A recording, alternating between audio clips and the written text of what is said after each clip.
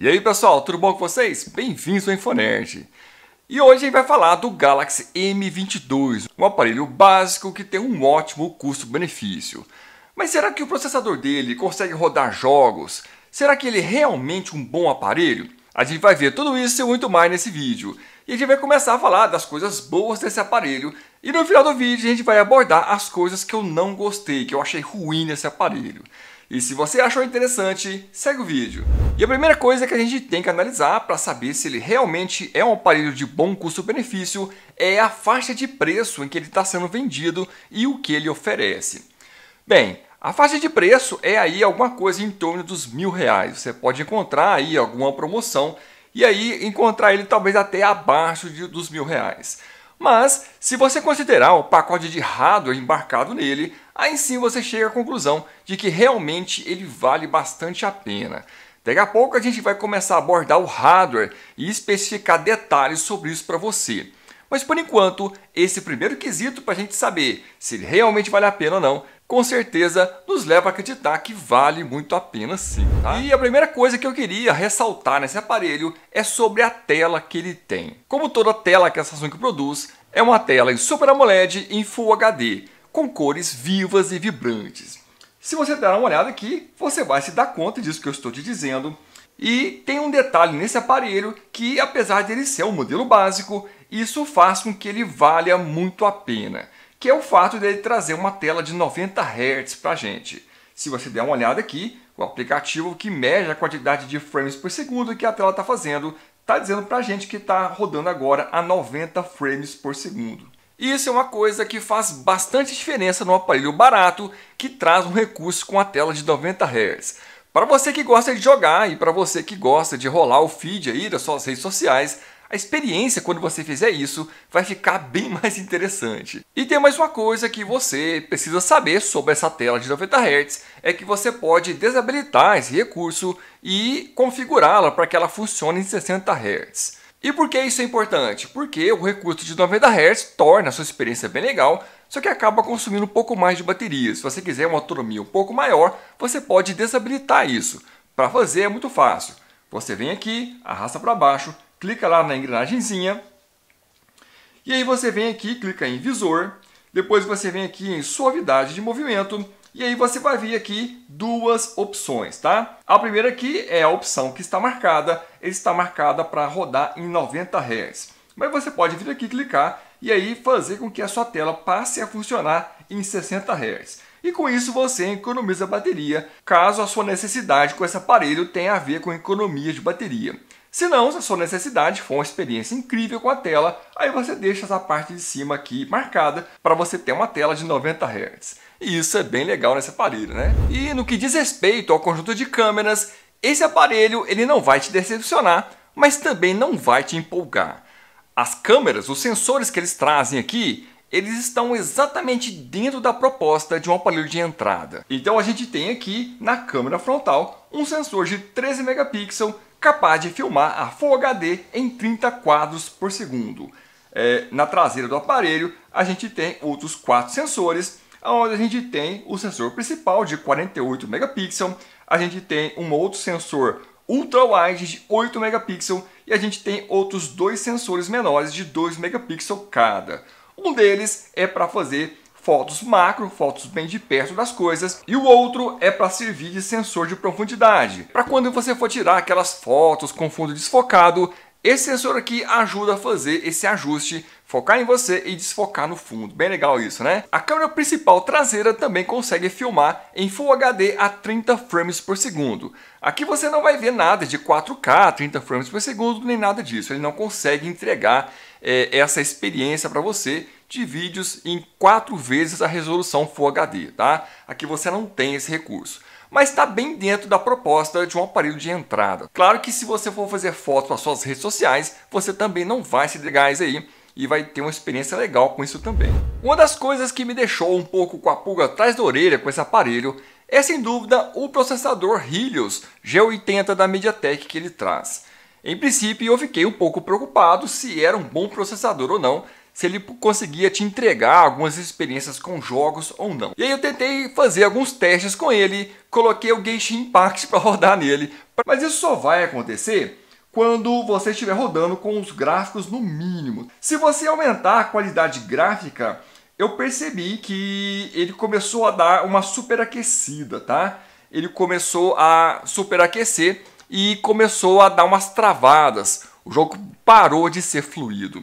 Mas a gente não pode exigir muito de um aparelho de entrada como esse. O fato dele conseguir rodar o Genshin Impact, mesmo em qualidade gráfica baixa, já é uma grande vitória para esse processador. Não é para qualquer aparelho de entrada fazer isso que ele fez. Então você tem sim um grande poder de processamento vindo desse processador da Helios, ou Helios, como se queira chamar, G80 da MediaTek. Ele te entrega um certo poder de processamento para você rodar os seus jogos aí, e eu tenho certeza que você não vai se decepcionar com ele. Só que o Genshin Impact, se você aumentar a quantidade de frames por segundo, ele não vai conseguir rodar direito, tá? Como eu disse para você, ele vai aquecer e vai começar a dar algumas travadas. Você tem aqui uma certa fluidez quando você está jogando, e aí dá para você até dar uma divertida aí, tranquilo, tá? Rodando aqui e fazendo aí a sua jogatina diária do jeito que você gosta, tá? Eu tentei rodar alguns outros jogos também que eu vou te mostrar agora. Outro jogo que eu testei aqui também foi o Asphalt 9. Foi legal testar esse jogo e ver que ele tem uma experiência bem fluida, mesmo com esses gráficos aqui que saem passando aqui com uma velocidade incrível, que ele tem que renderizar isso aqui de forma bem rápida, tá? Esse jogo também é um teste de fogo para vários processadores aí, ele se saiu muito bem nessa corrida que você tá vendo aqui também, tá? Bem legal, bem fluido, e a certeza que você vai se divertir bastante com esse aparelho intermediário que custa R$1.000. E aí, tá gostando da análise desse aparelho, do Galaxy M22? Se você tá gostando, deixa um like nesse vídeo, inscreva-se aqui no nosso canal para poder receber os próximos vídeos e compartilhe com seus amigos. E aí, se você tá afim que eu faça aqui no canal um teste de desempenho para testar e saber do que esse processador Helios G80 da MediaTek é feito, coloque aí nos comentários. Se tiver bastante pessoas dizendo que tá afim, eu posso fazer um outro vídeo para a gente ver e fazer um teste definitivo aqui, para a gente ver benchmark e rodar vários jogos aqui, como Free Fire, por exemplo, para a gente ter uma certeza se é um bom processador ou não, tá? Isso pode ser uma coisa legal para você saber se é um aparelho que você pode comprar por um preço bem legal, que vai rodar os seus jogos ou não. Olha que legal! Outra coisa interessante nesse aparelho é o fato dele vir com gaveta para 2 chips e mais um cartão de memória. Dá uma olhada aqui para você ver. Tirando aqui a gaveta, você viu que eu acabei de falar, ela tem aqui espaço para 2 chips e mais um cartão de memória. Você pode usar 2 operadoras diferentes para poder economizar com as ligações que você faz e ainda colocar um cartão de memória para poder expandir. Bem legal isso aqui, né? Um recurso bem legal que chegou nesse aparelho é o fato dele compartilhar praticamente o mesmo sensor de leitura de biometria aqui no cantinho do aparelho que os seus outros irmãos da família M possuem. É um sensor bem rápido que permite você desbloquear o aparelho com bastante agilidade. Tocou o dedo, desbloqueia na hora, tá? Olha lá, tela desligada, você toca o dedo, ele desbloqueia na hora. É muito ágil esse tipo de sensor de desbloqueio por impressão digital que é físico. Aqueles que vêm por debaixo da tela, como os que vêm na família A, por exemplo, costumam não ter tanta precisão nem rapidez dessa maneira. Isso é um item de bastante qualidade que a Samsung colocou aqui nesse aparelho de entrada. Bem legal, né? Outra coisa bem legal do aparelho, que está presente em toda a família M e que aqui também não poderia faltar, é a bateria de sobra. Aqui a gente tem 5.000 mAh, que vai fazer o seu aparelho durar mais de um dia, podendo chegar a 2 dias de utilização. Falo isso porque a duração da bateria é algo que depende de vários fatores, como por exemplo você vir aqui e adotar o tema escuro, tá? Isso é algo muito fácil de fazer. Geralmente já está aqui nesse menu de configurações rápidas aqui o modo escuro. Quando você está no modo claro, que por exemplo os pixels da tela estão todos acesos e gastando mais bateria do que o necessário. Se você vir aqui, clicar e ativar o tema escuro, por exemplo, as partes pretas da tela estão com os pixels apagados e economizando bateria. Então eu aconselho a você deixar nesse tema escuro que o seu aparelho vai ter uma longevidade de bateria muito melhor.